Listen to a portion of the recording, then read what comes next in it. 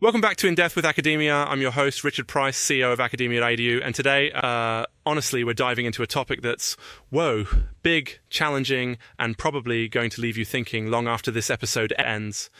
We're talking about Suresh Kumar Soni's fascinating book, A Religionless World. And just a heads up, my job here is to present what's in the paper, right? Not to endorse or critique. I'm really just your academic messenger, so keep that critical mind engaged as we go.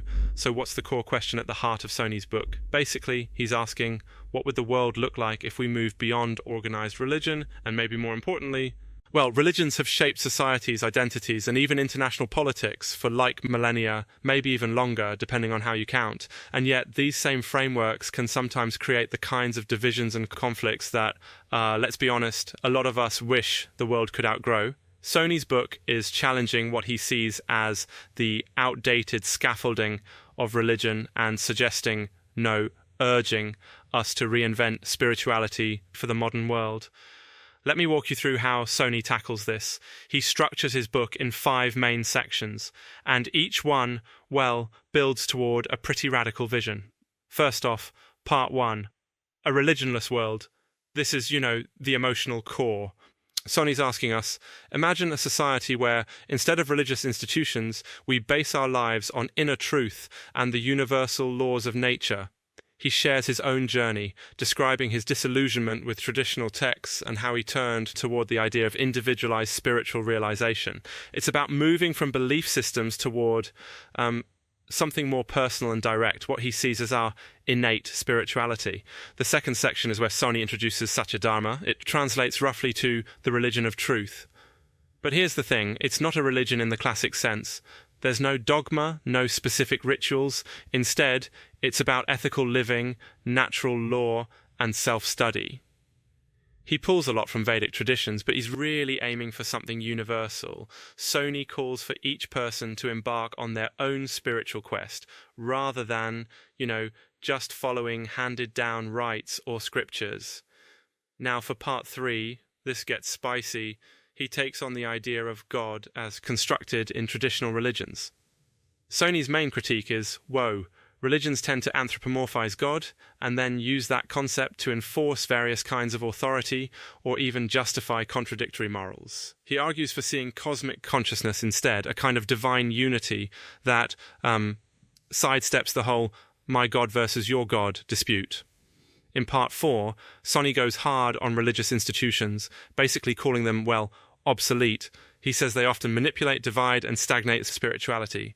Instead, he wants reform, a shift towards practices that promote unity, dignity, and a sense of global citizenship. And then, closing out, part 5 steps away from mysticism and tries to get practical.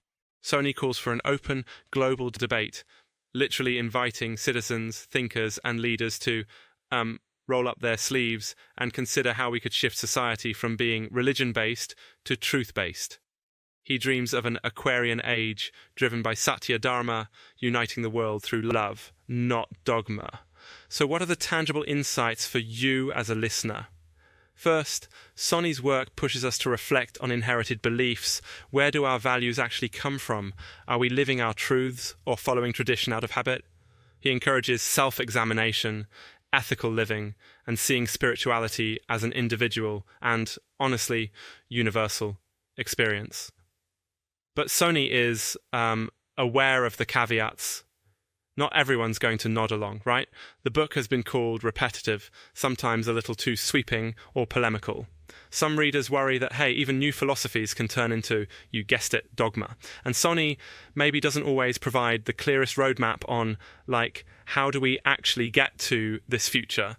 One digression, I was talking with a friend about this recently, and we ended up debating quite passionately whether yoga counts as religion or just spirituality, or maybe exercise. Isn't it funny how, even with something as down-to-earth as yoga, lines start to blur? That's the sort of thing that makes Soni's challenge so intriguing and complicated. Just a quick reminder, I'm presenting Soni's arguments neutrally. Nothing I say here is an endorsement or a criticism. Academia is all about open inquiry and respectful debate. All right, so stepping back, What does this mean for all of us?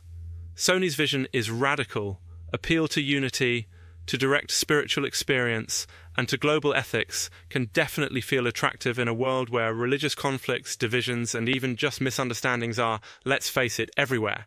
But, as with any big idea, it's not the final word. It's an invitation for further thought. Research isn't absolute truth. It's more like one proposal at the dinner table. So, next time you're reflecting on your own beliefs or having coffee with someone of a different background, remember, these conversations aren't about winning or losing. They're about curiosity, mutual respect, and exploring what it means to be human together. Thanks for joining me today on In Depth with Academia.